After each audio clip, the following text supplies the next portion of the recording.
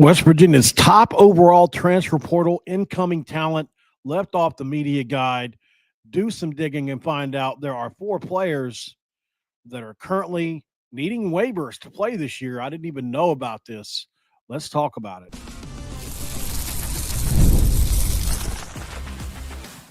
You are Locked On West Virginia, your daily podcast on the West Virginia Mountaineers, part of the Locked On Podcast Network, your team every day.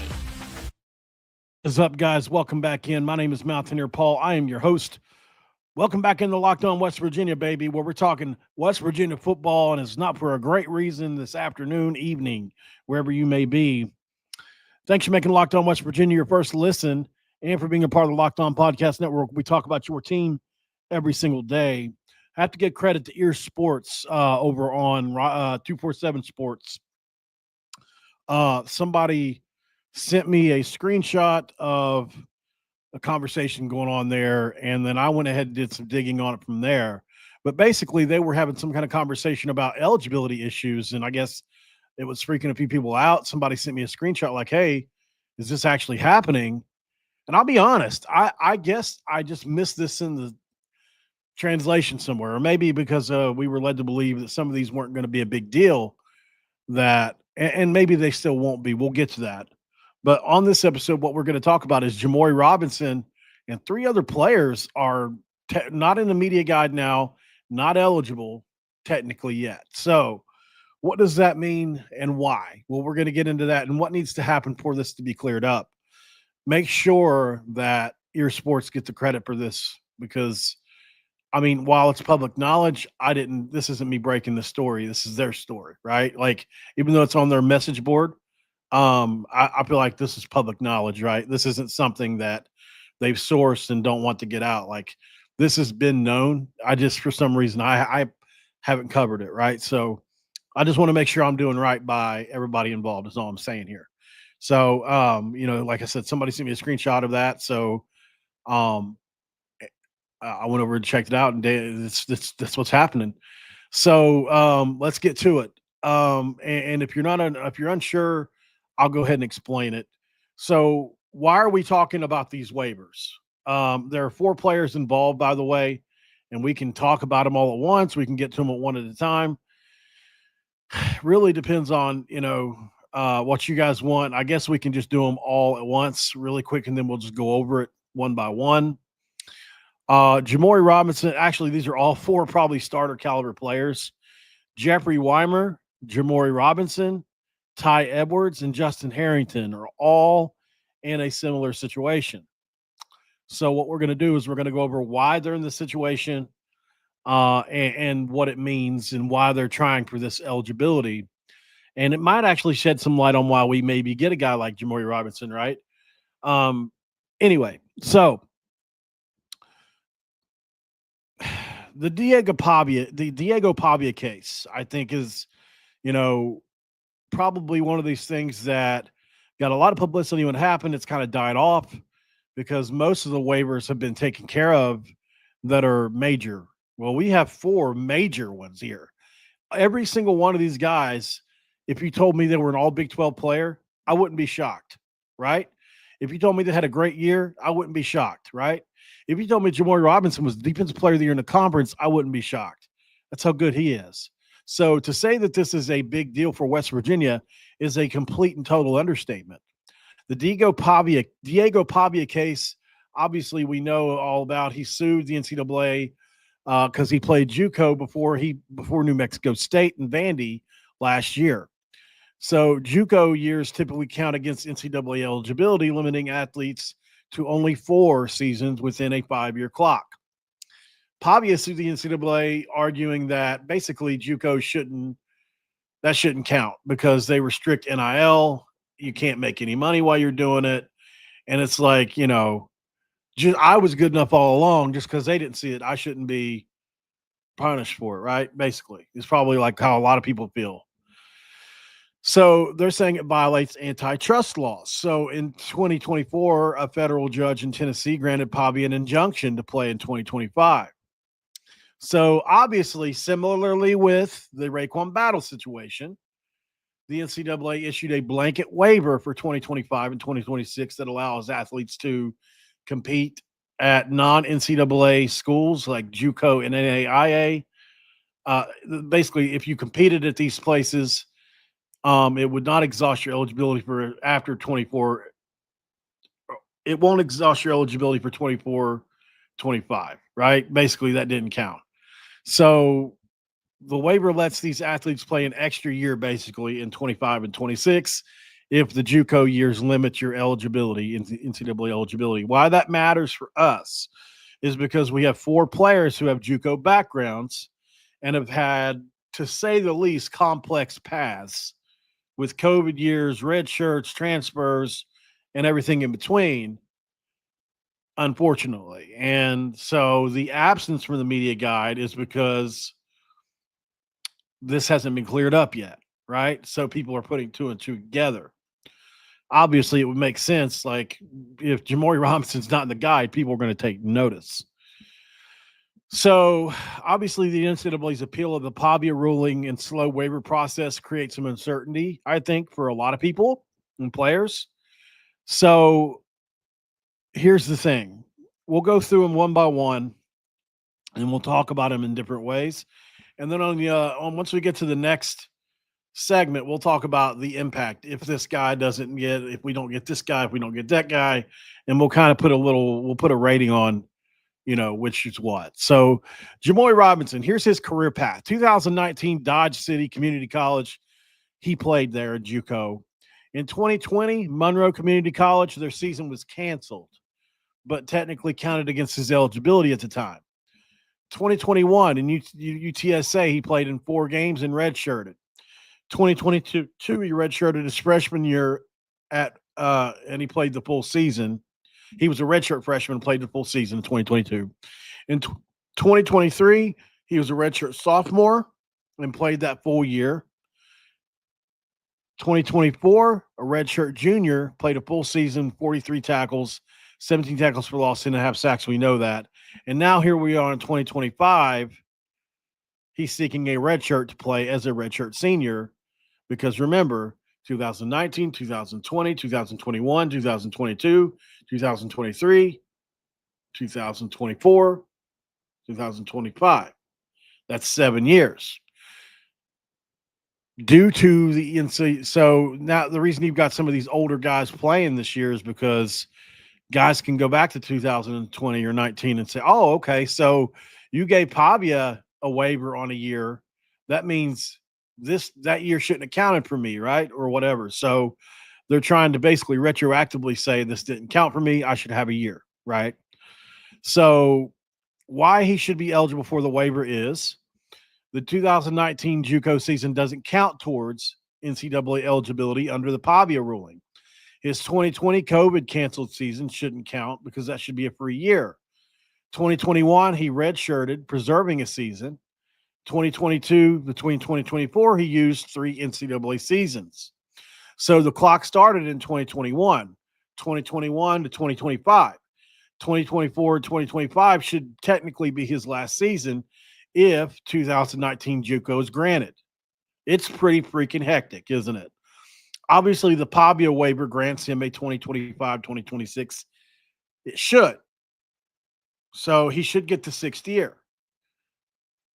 But this is the NCAA, which is why I put the NCAA strikes again on there because basically this is all because of them. Like they created this ruling. And so here we are. We wouldn't even have to be worried about it in the first place. Here we are. We're in a situation where we're waiting on Jamori, and God only knows what's going to happen with this. I mean, it looks pretty open and shut. It's not as convoluted as it sounded. We'll go over it one more time just so. In 2019, this is the year that they gave to Pavia. He played, but it doesn't count under the blanketed rule. So it technically doesn't count. So take out 19. In 2020, his season was canceled, right? So really, technically, even though he played those 2 years or, he was in college those 2 years, they don't count, right? So 21, 22, 23, 24, he should get that 5th year, technically speaking, this year. Seems like an open shut case for Jimmori, but I'm not holding my breath, guys, is what I'm saying here. Ty Edwards. He played at 2 JUCO schools in 3 years from 2019 to 2021. In 2022, he played at UTSA full season. 23 played at Northern Iowa a full season. In 2024, he played at Northern Iowa again for a full season, rushing for over 1,000 yards, as we know. And so he's seeking to play in 2025. Why is he eligible for a waiver? Well, 2019 through 2021, JUCO seasons should not count under the Pavia ruling. 2022 through 2024, technically he used 3 NCAA seasons. His clock should have technically started in 2022 based on those other rulings, right? Because 19 and 20, 19 is Pavia, 20 was canceled, right? A lot of players are going through this. So his clock technically should have started in 2022. So 24, 25 would be his third. But if his JUCO years counted, eligibility would be exhausted. So the Pavia waiver should grant him a 25-26 year. West Virginia's case is that Edwards' spring practice and June workouts, I think, signal that they feel pretty good about it. Same thing with Jamori Robinson. The Pavia ruling should cover that extensive JUCO tenure that he was, 2 seasons, 2 teams, 2 separate teams, 3 different years. And so no red shirt should be needed, and JUCO exclusion should grant him 2 years, right? So West Virginia wants him to play this year. Justin Harrington's career path. In 2018 and 19, he played in JUCO. 2020, he played for Oklahoma, which was a COVID year. Didn't count for anybody. 2021, Oklahoma, redshirted. 2022, he played. 23, he played. And 24, he played. Now he's seeking to play in 2025. The 2018-2019 JUCO seasons don't count under the Pavia ruling. The 2020 year COVID ruling does not count under the free year the NCAA gave everybody. 2021 redshirt should have preserved his season. So technically he played 3 NCAA seasons from 22 to 24. The NCAA clock started in 2020 for him through 2024, but it should be extended to 2025 by redshirt and COVID.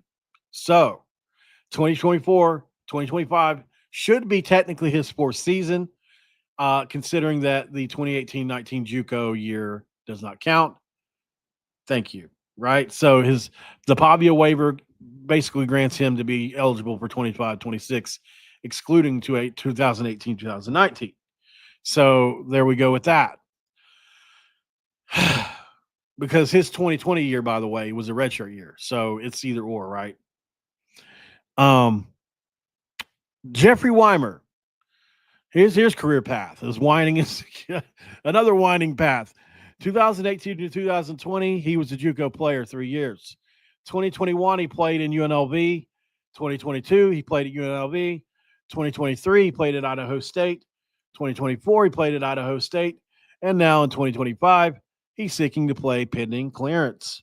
Why is he eligible for the waiver? Well, because 2018, 19, and 20 JUCO seasons don't count under the Pavia ruling / the COVID year. So technically he used 4 NCAA seasons from 21 to 24. His clock should have started in 2021. We're in 2025. 2025 should be his final season if JUCO years do not count. Pavia waiver obviously comes into play here again. So, he obviously ran the 40 time. We saw his name listed among the people. And so as long as the Pavia ruling covers his JUCO years, should be straightforward waiver for him. The big picture here, these are 4 players I think are critical to West Virginia in 2025, guys. So what we're going to do is we're going to talk about it next. Exactly what does this mean if these guys can't play? How serious should we take it? And how big of an impact would this be for West Virginia if so? We talk about that next year on Locked On West Virginia. Stick around.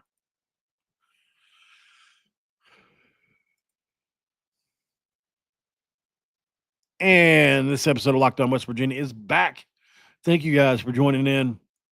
do me a favor, like the video, subscribe if you're new around here, and definitely share the video out. Like I said, man, oh, what a tangled web this has been to unravel for me today.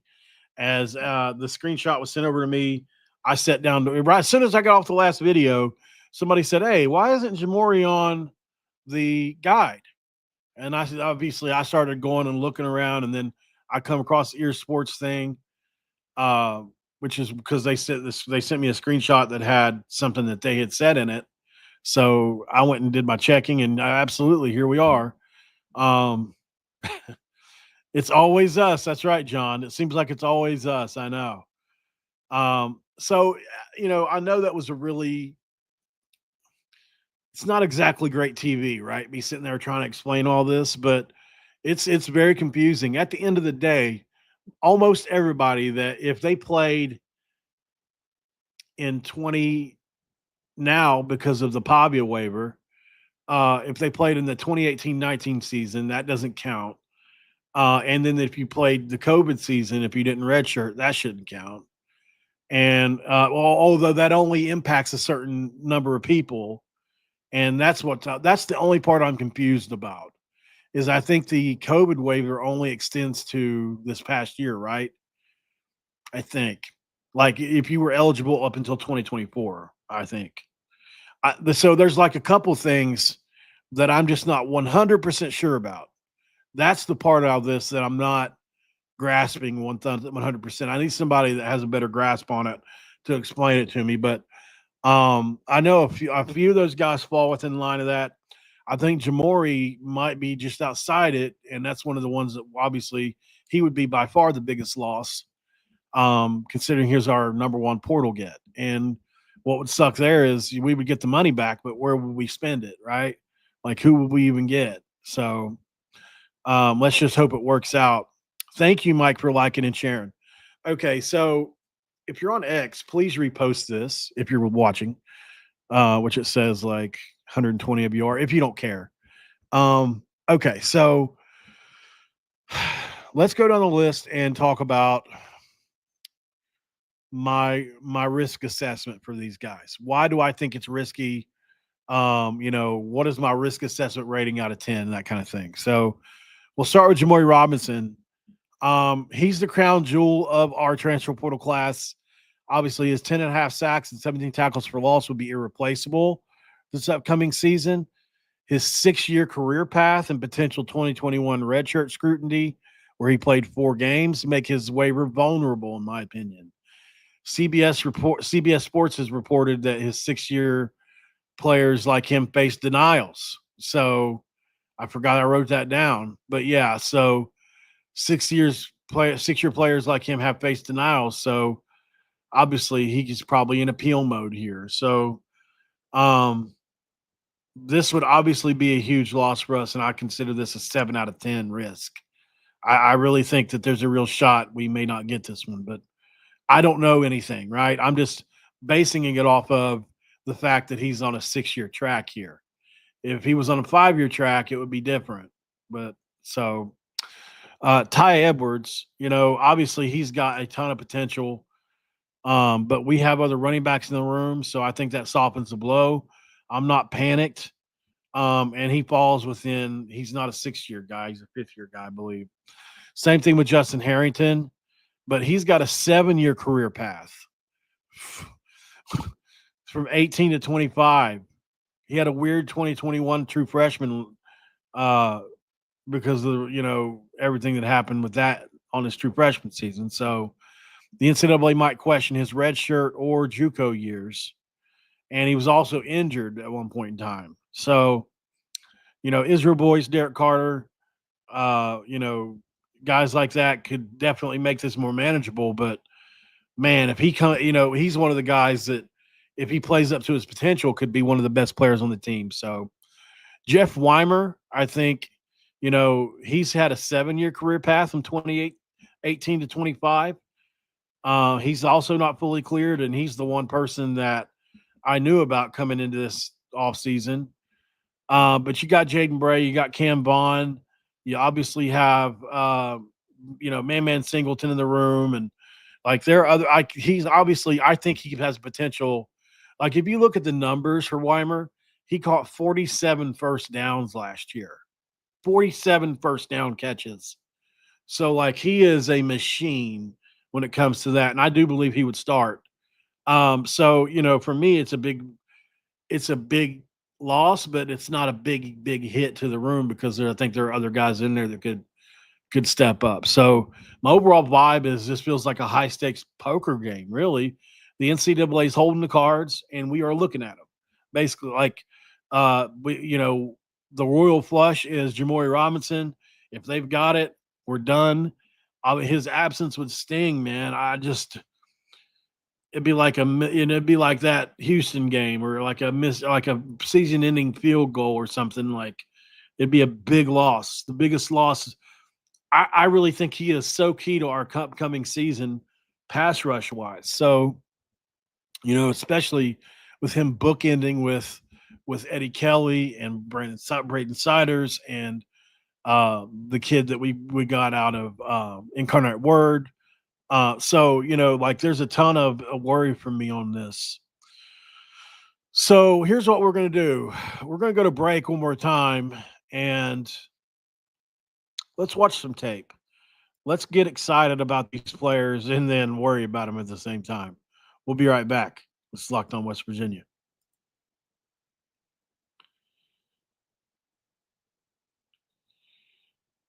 All right, we are back here, Locked On West Virginia. What we're going to do is we're going to play some different bits of tape here. We're going to start with none other than Jamori Robinson, of course, and just talk about exactly why we know he would be such a huge he'd be so hugely missed. Hey, yo, bad play. I can't play the music, but we can just kind of watch it. I can't play any of his actual highlights, I don't think, because of the ESPN, but he's an elite pass rusher. He would have been an NFL player this past year, in my opinion. He's got all the tools. He's so good off the edge. It's one of those things where I think it makes a little sense now why he wasn't as heavily sought after because this appeal thing. I think that's, it makes a ton of sense now why he hasn't been, because it was down to us in Virginia Tech. I'm not saying we're chopped liver, but I was surprised to see like LSU, teams like that not involved because he's that good. He would start for LSU. He would.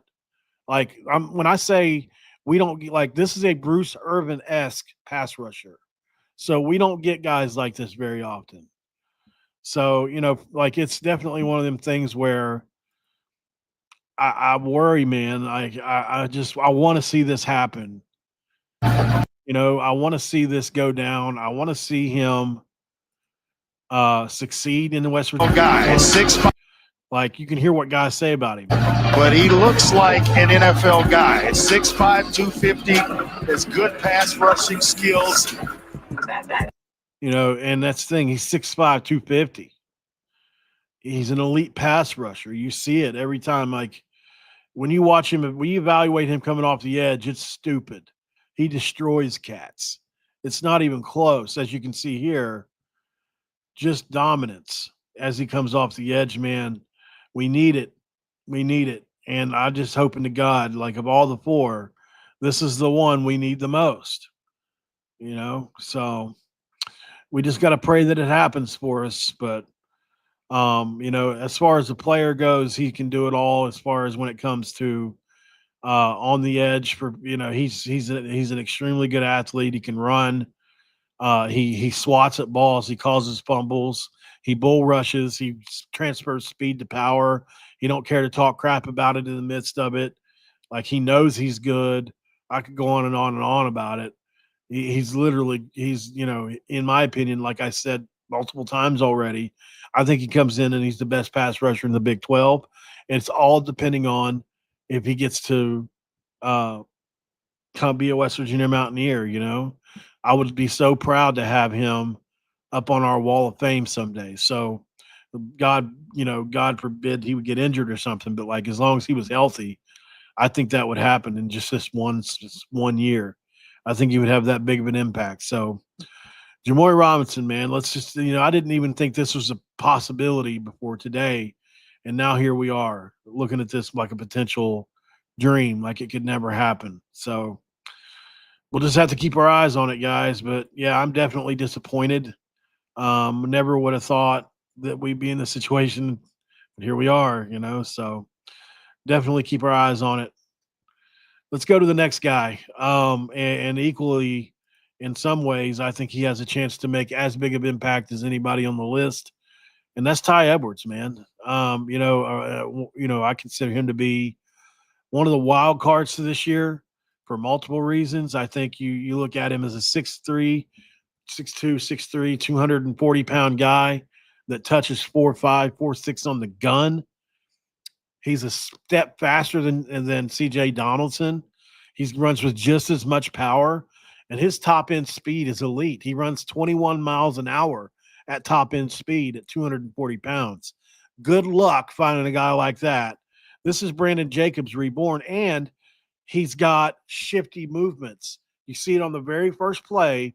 Something he does extremely well is in tight spaces in a phone booth, he's quick with it. Like you would never expect that out of a guy this size. Here we go. Boom. Quick little movement like Le'Veon Bell used to make, those little quick cuts to set up blocks. And then once he gets into the open space, man, he's got really good top-end speed.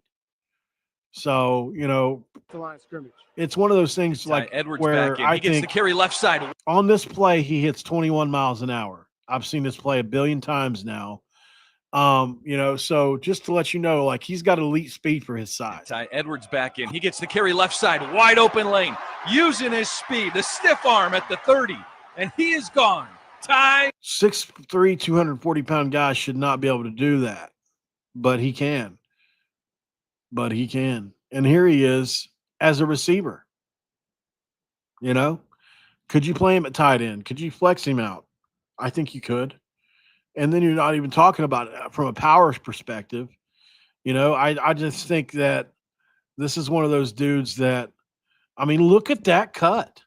How many 6'3", 240-pound guys do you know that can be traveling horizontally and cut that thing back up in there off of – watch him right here on this play.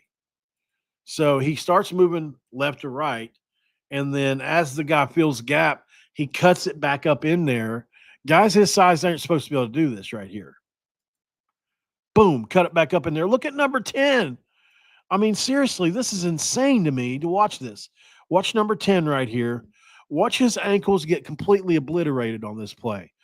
And the thing is I've never seen that until just now. I've always just watched him cut it up in there. Watch this dude he literally falls out of the screen. He gets his ankles broken so bad. That's how good of a cutter he is. Boom. There he goes out of the screen. And then he gets on his hump and he can run. So, there's just a bunch of things that I've said it multiple times. Like, I love Jaheim. Obviously, you guys know I love Sincere. But I really do think we have 2 or 3 guys in that room. 3 guys in that room. Really 4 guys if you count Knighton. But I don't know if he's all the way back to what he used to be. If you're giving me Miami Knighton, then okay, we got 4 guys. But at the very least, I think we got 3 guys that could be really good in Rich Rod's system and be an all Big 12 caliber guy. But I think Edwards is he's the scariest in that he's kind of like, where do you find, you just don't find guys like this, right? Trying to remember the dude's name that played for Alabama, but that's who he reminds me of so much.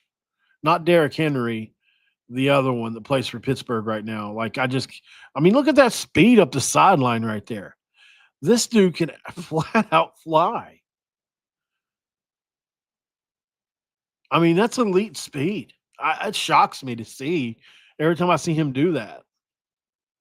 And if you look at him from a tight end's perspective, he can catch it too. But look at the feet. Look at the feet of this guy. Can you imagine him being in good enough shape to run Rich Rod's offense? Look at the feet right here. Look at the cut. He's putting his number 10 again. He broke 10's ankles again. I just realized that.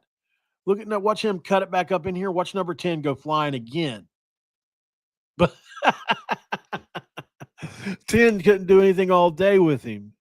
That's hilarious, dude. I love that. And here he is with the power. Love that too. Yeah, man. It's a tough call, but I got to put him on this list of 4 guys. He's second. And it's pretty, it's not a close second, but it's nobody else's. Like the third and fourth guys, like Wymer and Harrington, I think are both really big time. This guy, man, if he gets it in this offense, it's like he could be super scary. So, yeah, he's one. And then let's get over to, obviously, we've got to talk about my guy, Jeff Wymer, next. For his video, I've got a little bit different one. So what we'll do is we'll show Wymer's actual page first. So I always show this one. So here's him. This is him in 2020, by the way. So this is 5 years ago, but like he's refined his route running so much since this point in time. Much better route runner, but I just want to give you a sense for how he moves, what he looks like. Like he's a very fluid runner. He's big. He's pretty strong, but mostly he's just a great cutter. He's got great hands. He's got good speed. I think he ran a 4.5 the other day, so like really good speed. But like he's a route runner. That's what he does. He beats people with routes. And like the video we're about to watch here in a second kind of talks about it, because one of the things that he does better than anything else is run routes. And then he gets his average depth of target at Idaho State was kind of ridiculous. It was actually more than ridiculous. So we're going to give big ups to Big 12 Football Digest guy here and kind of pay attention to some of the stuff here. But this first route from Wymer is a great example of how elite of a route runner he can be at times. Watch this move he puts on somebody. Channel you can see in the bottom left corner here at Big 12 Digest. Make sure you guys drop us a follow on Twitter so you can keep up with everything.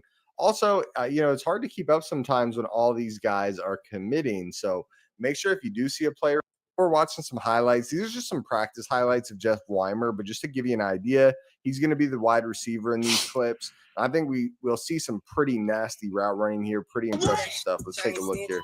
I mean, this first one, check out the separation here, and this is at UNLV, I believe. Yeah, that's at UNLV. So that's a nasty route.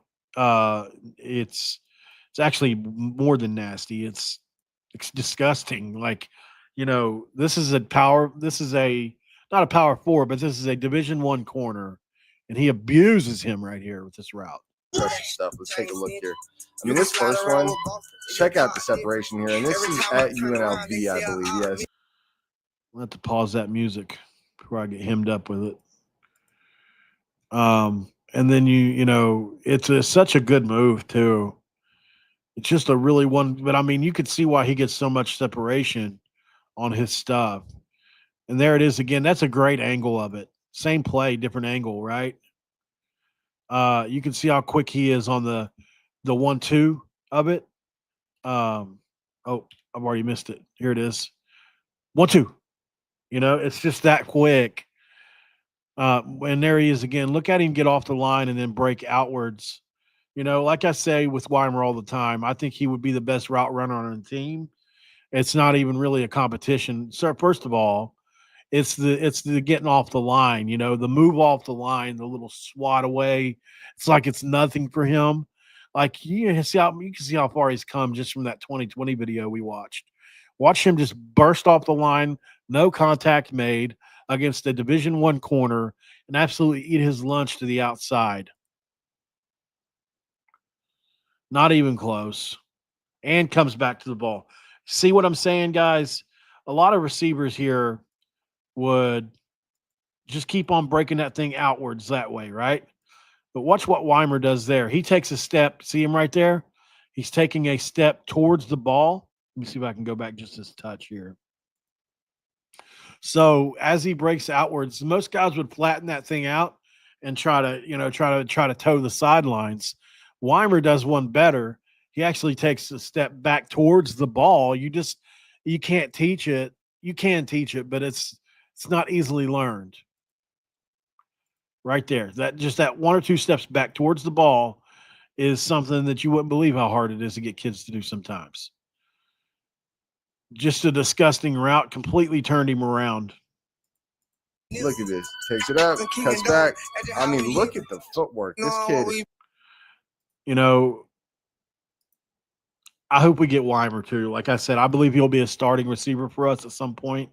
It just depends on when he gets in, He's got enough speed, but his footwork is just, like he said, it's disgusting.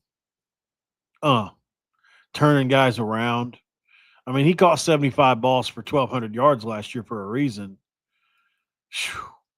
Man, what a move, Love me some Wymer. I haven't seen these in a while. It took me a while to find these highlights. For whatever reason, they're deleted from his socials. I don't know why. I have a sneaking suspicion I know why. I believe personally that Rich Rod has asked some of these guys to do this because they don't want him scouted. Because I think they believe Wymer can be special. That's just my opinion. But like you look at this move he puts on dude here on a Division I corner. Not saying he's an elite guy or elite player or anything like that, but it's a D1 corner. So it's comparable. It's like, okay, you can see what his talent measures up against, right? Like this guy locks me up. I have no shot. Look at the 1-2, but it doesn't look like a 1-2. It looks like a 5-6. Boom. So disgusting. And he's got 12 yards of separation on him. So that's what we talk about when we say a guy's football fast. That's exactly what it is. That's exactly what it is because that incredible footwork gets him so much separation. It's not really the speed. So what I like about this guy is so I need to start paying for this Pro Football Focus subscription because man, it gives you so much good stuff. I'm going to let him tell you what some of it is. He also has another 2 years, I believe, at JUCO. Well, doggone it. That's all right. Basically, it just goes into some of his analytics. He's got a ton of deep analytics if you ever get a chance to check them out. Basically, his average yards per reception last year, I believe, was right around 11, 12, somewhere in there. He caught 47 first downs last year. That's when you talk about a possession receiver. That's a possession receiver. So, so he's a guy. And then obviously, last but not least, Justin Harrington. We'll play just a couple clips of his and then we'll jump out of here. But Justin Harrington, I guess if I had a little more faith that he was back to, like, it's very close between all these guys, in my opinion, because, like, Harrington's a guy I honestly wouldn't be shocked if he's in the NFL someday, but I don't know if he's completely healed back and recovered from what happened to him in that Oklahoma. The 2023 version of him up top here is freaking good, man. As you can see, locking dudes up. This is against Oklahoma receivers. I've looked them up multiple times in the past. These have all started at Oklahoma or played a bunch. And as you can see, these are Oklahoma receivers now. So, like, he just completely shuts these dudes down in practice. As you can see with the length, he's 6'3", 6'4", 220 pounds. He's a freak of nature athletically. But unfortunately, he had the injury and went to Washington and just didn't have a great year last year for whatever reason. Maybe he wasn't right for their defense. I'm not saying it's necessarily his fault exactly. I just think, one thing that shows up on here every now and again, like on this play even, you can see, like, you can beat him for a step. Even here, he was beat for a step, right? Like there's some separation there. It's not a lot, but in the Big 12, there are guys that can get that. So I think maybe his top end speed could be lacking just a touch, but his length overall makes up for it. He's able to get those long arms out and make it difficult. So, like I said, I think they moved him to safety. I'm not 100% sure where anybody's playing. Every time we look around, somebody's somewhere else. So I wouldn't be shocked if he was at safety, though. And I think that would be a great spot for him because of that little bit of lack of speed, I think he's better, but like he's a kid that could be very dynamic at safety. Also, his ball skills, if you haven't noticed, aren't exactly elite. He's dropped a few of these that we've seen so far. Like this should be an interception. I don't know. Maybe his foot kicked that out of there. It's hard to see. But yeah, on a few of these, he's had an opportunity to pick it off. So, but yeah, overall, man, this kid is obviously would be very good for us, especially if you play him in the safety. I think would be great. But we just have to keep track and see what happens with him. He's obviously in the same situation. All four of these guys, he waivers in some way, shape, or form. I don't know what the outcome is going to be on any given one of these, but I thought it would be an interesting video to talk about since I went and did the research and found out exactly what has to happen for each guy. So, that's it. I hope you liked the video. Make sure you like me. Subscribe if you're new. I've said that again. Thank you for Raven and all the Shaq and Dylan and everybody that's in here as a moderator. Everybody that's here every day, Drum Wolf, Mike, all you that are always here every single day, and those of you on X that are here every day that I maybe don't see as much. Jersey Ear having Raekwon Battle flashbacks. That's right, brother. Uncle Larry, everybody that's in here, I appreciate you. Do me a big favor, like I said, share this video out if you get a chance, and I'll see you on the next one. Thanks for making Locked On West Virginia your first listen, and for being a part of the Locked On Podcast Network. We talk about your team every single day. Don't forget about the portal, guys. My dude Brian Smith does an excellent job on the Portal podcast. He is one of the fastest growing podcasts in the space. And so, he deserves all his flowers that he's getting. That's right. I am Uncle Bub, as my niece and nephew call me. But thanks, you guys. What's Curtis say? Don't see these players having any issues getting waivers because lawyers will get involved if they don't. Yeah, that's true. But here's the thing. We're 6 months in, right? So like if these waivers were just, it's only a matter of time or we're not worried about them, they probably should have happened by now. Like we're getting close to like 5-6 months that some of these dudes have signed. It's starting to become worrisome for me because they're not on the guide. They're not on the media guide, for goodness sake. Like that's what we give out 2 months before the season starts. Like we're almost done with, like they're on break from summer workout right now. They're going to come back in fall. So it's like, something's got to give eventually. I know that they're overwhelmed. I get it. You see how quick I just knocked 4 of those out. How quickly, how many can there be? And if I could knock 4 of those out in an hour and figure out what they've all been and done in an hour, what everybody did, why can't they? I don't get it. I don't know why it's like with anything in life, whether it's